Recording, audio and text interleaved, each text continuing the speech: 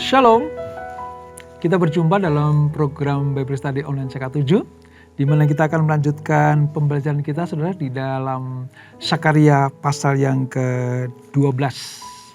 Nah, saudara, perlu kita ketahui bahwa kitab Sakaria, mulai dari pasal yang ke-9 sampai 14, itu berbicara tentang nubuatan-nubuatan tentang kedatangan Mesias. Nah, kedatangan Mesias memiliki dua dampak, saudara. Yang pertama adalah kabar yang menakutkan bagi mereka yang akan dihukum. Kabar menakutkan bagi mereka yang akan dihukum Tuhan. Tetapi kabar sukacita bagi mereka yang menerimanya dan menjadi umat kepunyaan Allah lewat Mesias atau orang yang diurapi, utusan Tuhan. Mereka yang percaya kepada Yesus yang akan diselamatkan. Nah, pada kitab Sakaria ini, mereka yang akan diselamatkan adalah milik kepunyaan Tuhan, umat tebusan. Nanti kalau kita jumpai tentang kata-kata tentang Yerusalem, Yehuda, Israel, kepunyaan Allah, nah itulah yang akan menjadi umat kepunyaan Tuhan. Mereka akan diselamatkan dari para musuhnya. Kedatangan Mesias yang pertama membawa kabar baik tentang sukacita. Tetapi kedatangan yang kedua akan menghakimi kepada mereka yang berbuat salah. Tapi memberikan mahkota kehidupan bagi mereka yang percaya kepada Mesias. Nah, pada pasal yang ke-12 ini, Yerusalem akan dibebaskan dari para musuhnya. Kisahnya seperti apa? Mari, sebelum kita membaca dan merenungkan, kita akan memuji Tuhan, menyembah Dia, supaya Roh Kudus mengurapi kita. Haleluya Yesus,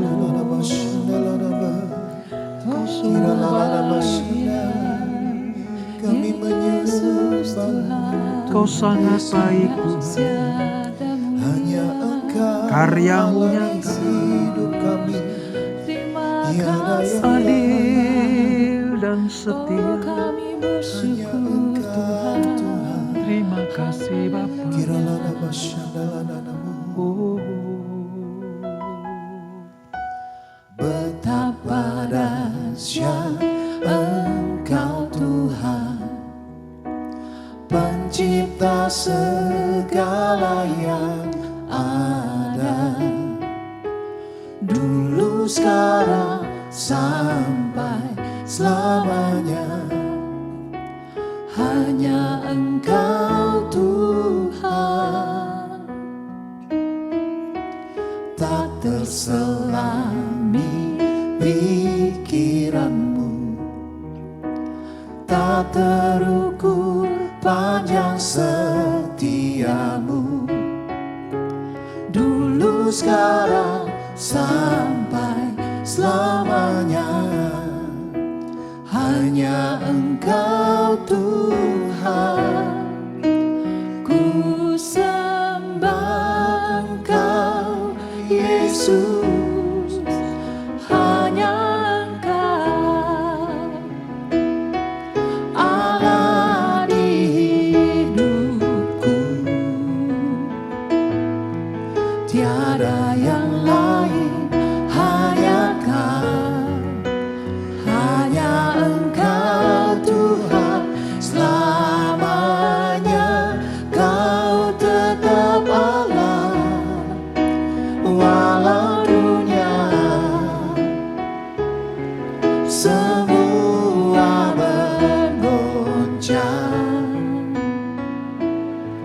tak tergoyahkan. Kau tetap Allah.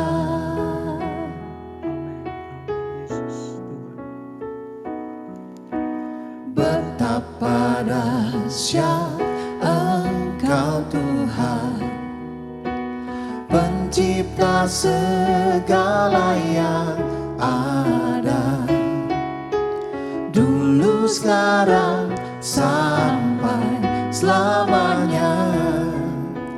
Hanya Engkau Tuhan,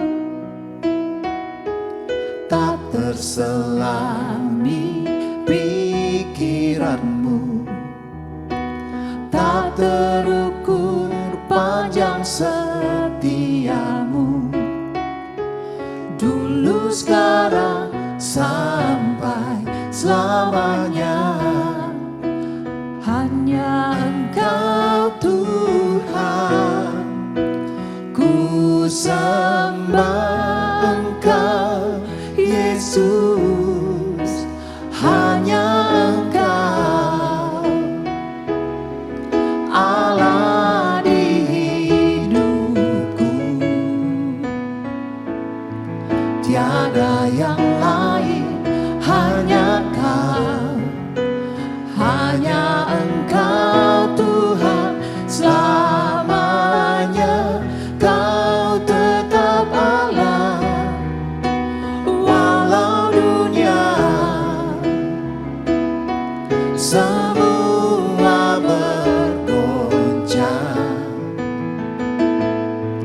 tak tergoyahkan. Kau tetap Allah. Ku sembah Engkau Yesus, hanya Engkau Allah di hidupku, tiada yang lain, hanya Kau, hanya Engkau Tuhan selamanya. Kau tetap Allah walau dunia semua bergoncang, tak tergoyahkan. Kau tetap Allah, Kau tetap Allah, Kau tetap Allah.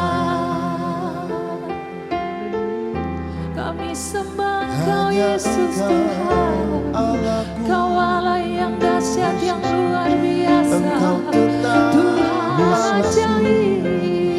Kami percaya padamu, Yesus, Kau sanggup.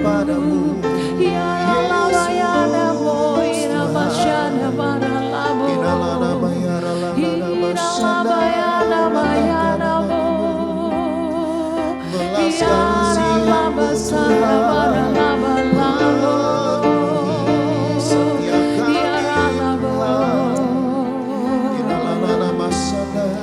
Rama, Ya Rama, ya Rama, ya Rama.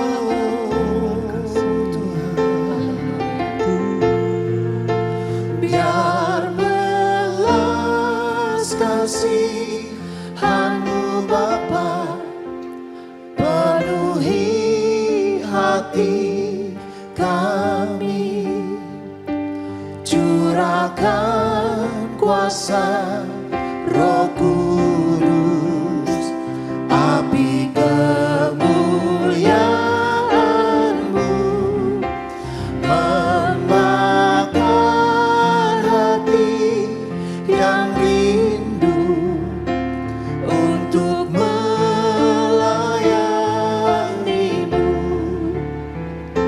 sampai seluruh negeri ini, sampai seluruh bumi ini dipenuhi api kemuliaan-Mu.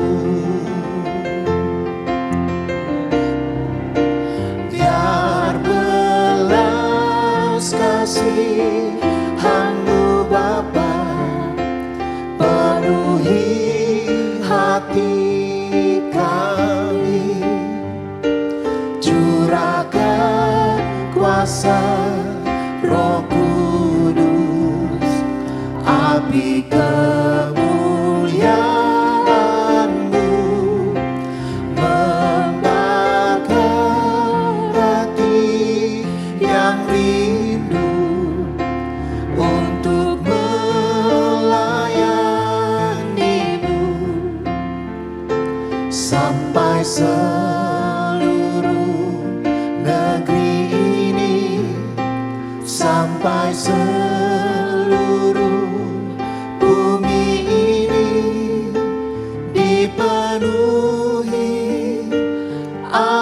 kemuliaan-Mu.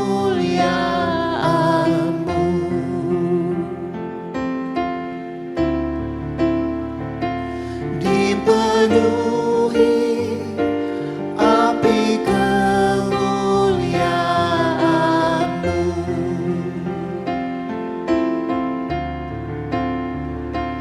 Dipenuhi api kemuliaan-Mu. Amin. Amin. Amin. Biar sampai seluruh negeri ini, sampai seluruh bumi ini, kemuliaan-Mu yang dinyatakan. Setiap lidah mengaku, setiap mata akan memandang, lutut bertelut bahwa Engkau adalah Tuhan Juru Selamat umat manusia. Terima kasih Bapak, terima kasih Tuhan Yesus, terima kasih Roh Kudus. Kami akan melanjutkan pembelajaran kami, urapi kami. Dalam nama Yesus, mari yang siap belajar firman Tuhan, sama-sama kita katakan amin.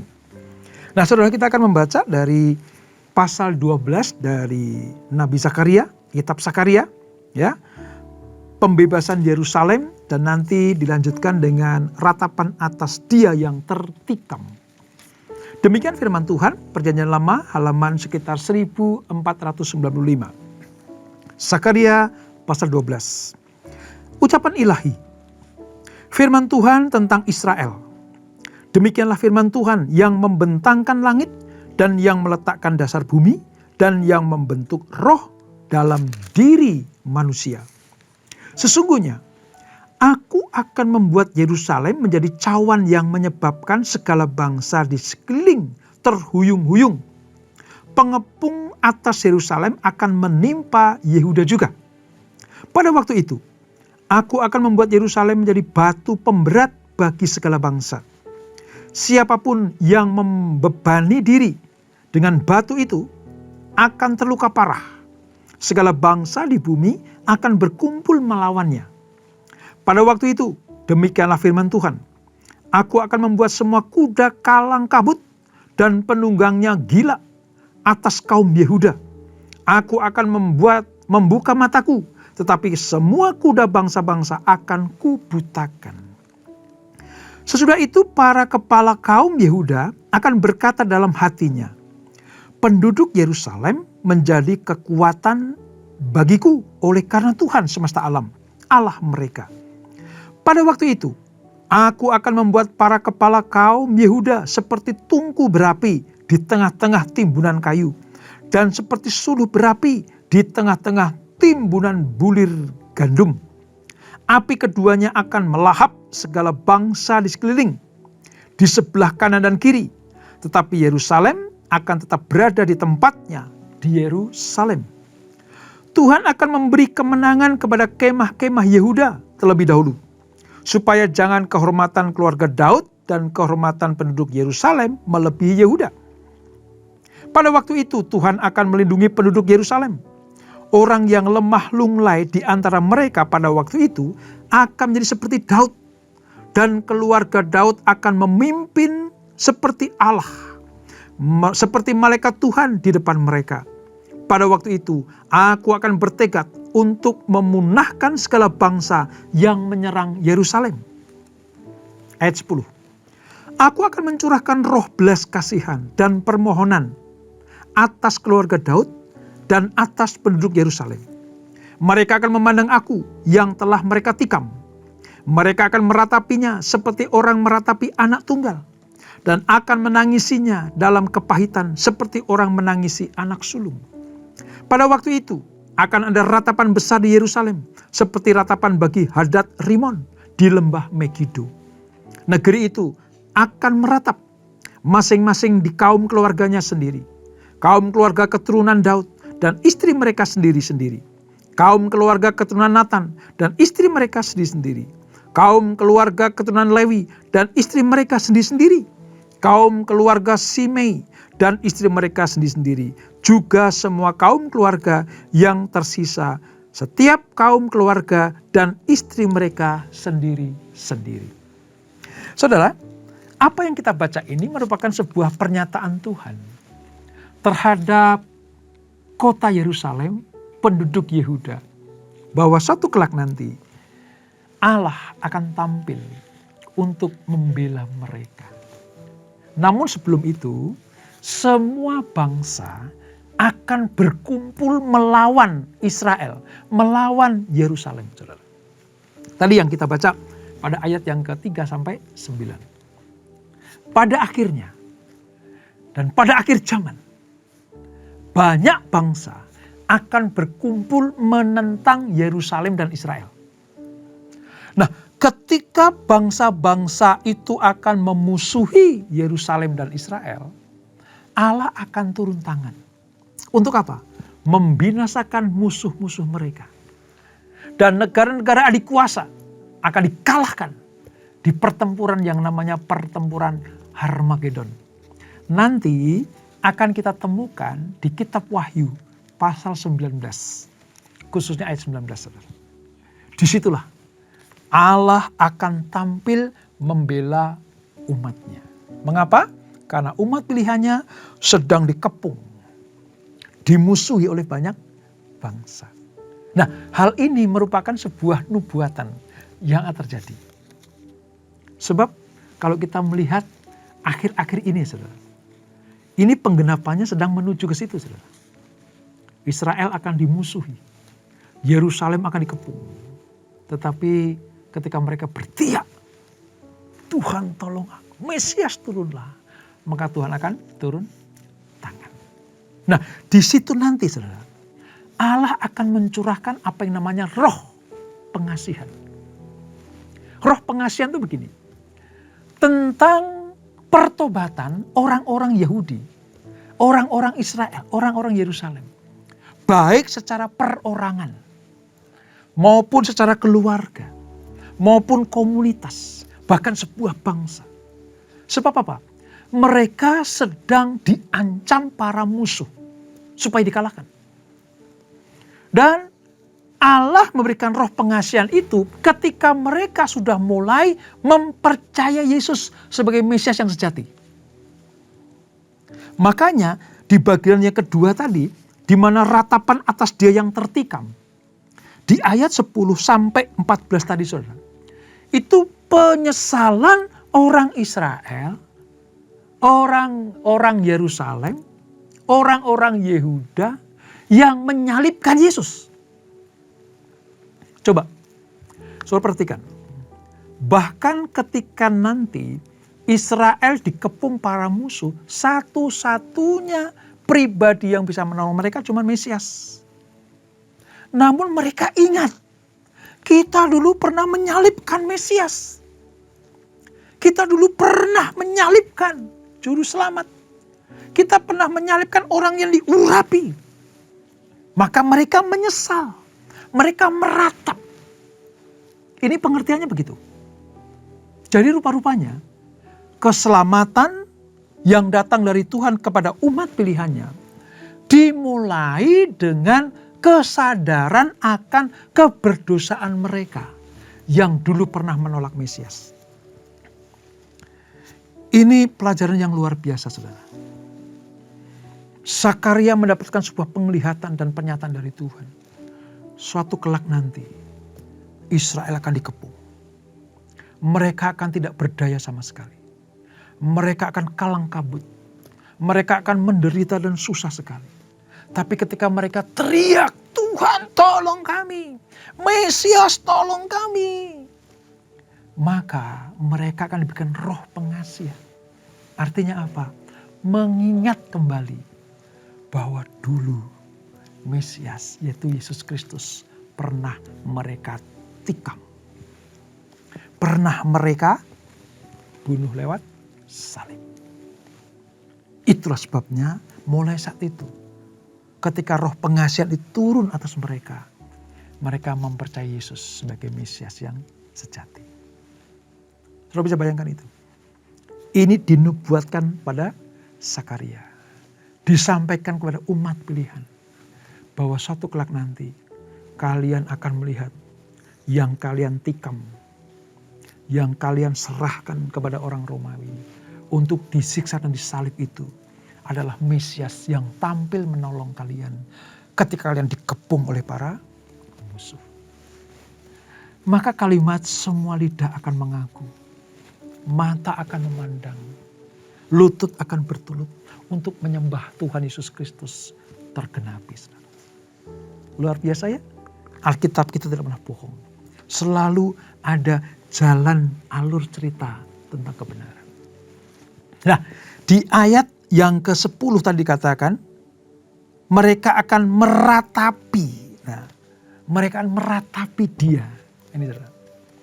Ini artinya bahwa ketika mereka sadar, bertobat, dan mau tidak mau hanya berseru kepada Yesus, ini akan menjadi sebuah pernyataan kepada bangsa-bangsa. Ini akan menjadi pernyataan bagi kerajaan-kerajaan sekelilingnya, bahwa hanya Yesuslah yang sanggup menolong mereka. Yesuslah yang sanggup memberikan jalan keluar. Makanya ratapan ini adalah ratapan bukan karena menderita, tapi ratapan tentang apa, saudara? Tentang penyesalan. Penyesalan. Kalau saya bisa gambarkan, aduh Tuhan, ternyata apa yang kami tikam itu adalah Engkau Sang Mesias. Kami bersusah hati, kami meratap, kami menyesali perbuatan kami. Saudara, itu kalau bukan roh pengasihan, artinya Allah akan mencurahkan Roh Kudus-Nya terlebih dahulu untuk memberikan sebuah kasih karunia-Nya. Dan ketika mereka dipenuhi dengan kasih karunia Tuhan, dipenuhi dengan Roh Kudus, roh pengasihan itu, mereka akan mendapatkan jawaban doa. Umat yang bertobat, mereka akan sadar bahwa mereka bersalah karena menyebabkan tentang apa? Pedang Roma, cambuk Roma, pakunya orang Roma, salibnya orang Roma itu yang menikam lambung Yesus Sang Mesias itu mengakibatkan kematiannya. Dan itulah namanya ratapan pertobatan. Ada ratapan tentang apa? Tentang penderitaan karena dibuang ke Babel. Ya. Ada ratapan karena orang Asyur sedang mengepung Israel. Ada ratapan bagaimana orang Mesir memperbudak orang Yahudi, orang Israel. Tetapi ratapan jenis ini adalah ratapan tentang pertobatan. Ini ratapan tentang penyesalan. Dan disukai Tuhan, saudara. Mengapa? Karena pada ujungnya orang yang meratap karena pertobatan dan penyesalan itu akan mendapatkan anugerah keselamatan. Ya, ratapannya pedih sekali. Setiap keluarga akan meratap sendiri-sendiri. Tadi disebutkan, suami dan istri akan meratap sendiri-sendiri. Jadi setiap orang harus bertobat. Tadi disebutkan kan? Ya, kalau saya bilang Daud dan istrinya akan meratap sendiri. Kaum keluarga Nathan, kaum keluarga Lewi, ya, Simei disebutkan. Artinya setiap manusia pribadi lepas pribadi akan meratap. Ini pertobatan secara pribadi-pribadi atas dosa-dosa mereka. Sebab mereka pernah menolak Yesus Kristus. Keturunan orang-orang yang menolak Yesus Kristus ini, mereka dipaksa untuk meratap oleh keadaan, oleh pengepungan para musuh Israel. Nah, belajar dari ini, saudara, kita mendapat gambaran sebenarnya. Kadang Allah itu memakai penderitaan, penindasan, kesukaran, kesulitan, mungkin sakit penyakit, problem hidup kita. Itu kadang Tuhan pakai untuk apa? Supaya kita meratap atas dosa, kesalahan, pelanggaran, pemberontakan yang pernah kita lakukan. Kalau kita pelajari kitab Sakaria ini merupakan sebuah gambaran bagaimana keadaan Yerusalem, keadaan Yehuda, keadaan umat Allah ini. Mereka harus meratap atas perbuatan mereka yang menentang Tuhan. Tetapi Tuhan suka. Buktinya apa? Tuhan turun tangan. Tuhan turun. Untuk apa? Menolong umatnya. Menolong orang yang sadar akan kesalahannya. Menolong orang yang bertobat atas perbuatan yang jahat itu. Makanya kemurahan hati dari Allah itu menggantikan murkanya. Kemurahan hati dari Tuhan diberikan kepada bangsa pilihan. Itu menggantikan murkanya yang menyala-nyala karena pertobatan. Kalau saudara ingat, pasal 11 kemarin, itu menunjukkan bagaimana Tuhan murka kepada umatnya dan ia tidak peduli lagi kalau mereka binasa. Ingat ya, pasal 11 kita melihat bagaimana keputusan Tuhan. Allah murka kepada umatnya karena berdosa, menolak dia. Dan ia tidak peduli lagi jika mereka binasa. Udah terserahlah, kalian berdosa, musnah, binasa. Gitu. Namun pasal 12 ini kita belajar bahwa murka Tuhan kemudian diganti dengan kemurahannya. Hanya oleh pertobatan. Hanya oleh kesadaran pribadi bangsa itu bahwa mereka pernah menolak Tuhan. Tapi lewat aniaya mereka teriak minta tolong sama Tuhan dan mereka bertobat.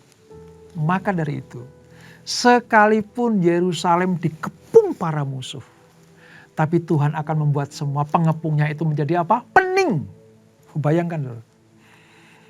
Mereka datang ke Yerusalem dengan sukacita karena akan mengalahkan Yerusalem, mengalahkan Israel, Yehuda. Tetapi mereka dibuat pening oleh Tuhan. Peningnya itu diadakan Tuhan karena Tuhan melihat pertobatan umatnya. Dengan cara itulah Allah menolong umatnya. Sampai digambarkan Yerusalem itu seolah-olah seperti bejana yang berisi anggur. Orang-orang datang untuk meminumnya mabuk. Lalu mereka saling tumbang. Siapa yang minum dari bejana itu akan mabuk. Dengan begitu mereka tidak mampu lagi untuk menghancurkan Yerusalem. Siapa yang mendekati Yerusalem itu seperti kena bejana atau hantaman yang kuat sekali. Hancur, saudara.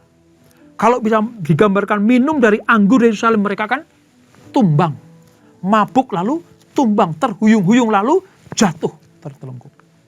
Ini gambaran bagaimana Allah betul-betul sedang menyelamatkan umatnya. Juga Yerusalem diumpamakan sebagai batu yang besar. Siapapun yang mencoba mengangkatnya akan luka parah. Karena sampai sekarang saudara, Yerusalem itu diperebutkan. Tetapi umat Allah yang akan memenangkannya. Kuda-kuda yang keluar, yang datang ke Yerusalem itu akan menyerang Yerusalem itu. Frustrasi. Bahkan jadi gila, coba bayangkan. Ya, saking gak bisa menembusnya. Kaum Yehuda pun akhirnya apa? Memuji-muji Tuhan. Memuji-muji Allah. Melihat Yerusalem diselamatkan Tuhan, mereka percaya kepada Tuhan. Ini cara satu-satunya supaya orang Israel percaya kepada Tuhan. Ini Yerusalem akan tetap berdiri tegak. Ayat 6 itu. Yerusalem tetap akan berdiri tegak. Mengapa? Karena mereka bertobat, dilindungi Tuhan, sebesar apapun musuhnya tidak mampu untuk menghancurkan anak-anak Tuhan. Semuanya ini menekankan betapa Tuhan akan membuat Yerusalem tidak terkalahkan. Tuhan akan berikan kemenangan kepada kemah-kemah Yehuda.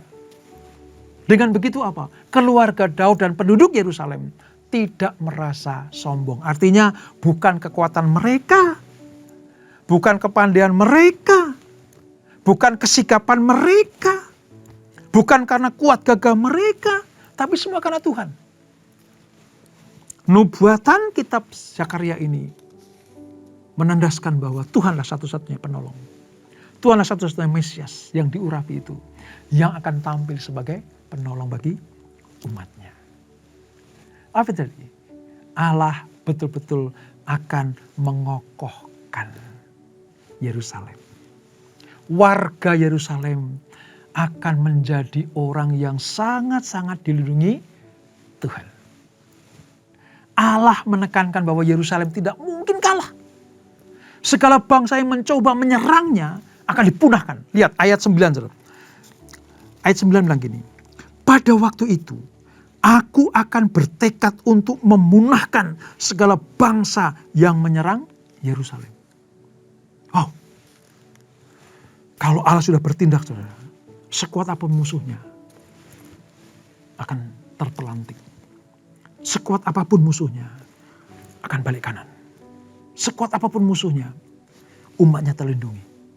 Oleh sebab itu, bersyukurlah bahwa sejak sekarang ini kita punya Tuhan yang dahsyat, Yesus Kristus namanya.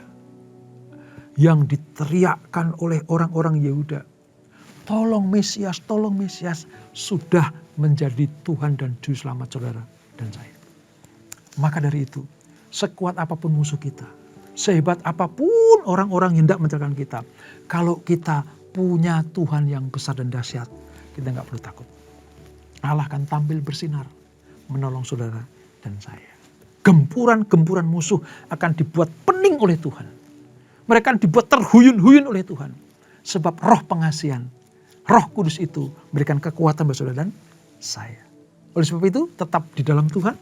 Sekali tetap Yesus. Jangan berpaling kepada siapapun juga. Andalkan Yesus dalam segala perkara. Maka dia akan tampil sebagai penolong kita. Itulah Sakaria pasal 12. Kita berdoa. Bapak, terima kasih untuk anugerah-Mu.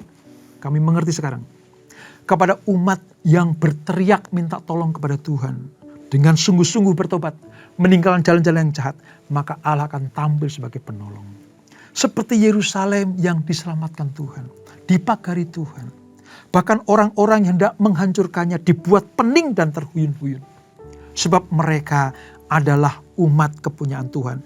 Yang teriak kepada Engkau. Untuk minta tolong. Percaya kepadamu. Menyebut namamu ya Yesus sebagai Mesias. Juru selamat yang diurapi itu. Oleh sebab itu Bapa, kami ucap syukur. Kami sudah terima Yesus sebagai Tuhan dan Juru Selamat. Kami akan tetap berpegang firman-Mu. Berpegang pada iman kami bahwa Engkau satu-satunya penolong kami. Dalam segala waktu, musim dan keadaan, Yesuslah satu-satunya penolong kami. Kami yakinkan diri kami bahwa hanya Yesus yang sanggup menolong kami. Terima kasih Bapa. Berkati kami semuanya. Terus tuntun kami di dalam kebenaran-Mu. Supaya kebenaran itu selalu menjadi bagian hidup kami. Berkati kami semuanya. Sebelum kami tinggalkan acara ini, kami siapkan hati kami terima berkat yang daripada-Mu. Kekasih-kekasih Kristus arahkan hatimu pada Tuhan. Terimalah berkat kasih anugerah dari Allah Bapa yang berlimpah-limpah. Di dalam anak yang tunggal Tuhan Yesus Kristus. Dan persekutuan yang manis dalam Roh Kudus menyertai kita semuanya. Mulai saat ini sampai Maranatha. Yesus datang yang kedua kali menjemput kita semuanya. Bertemu di awan-awan yang permai. Menikmati kemuliaan kekal sampai selama-lamanya. Yang diberkati. Sama-sama kita katakan amin.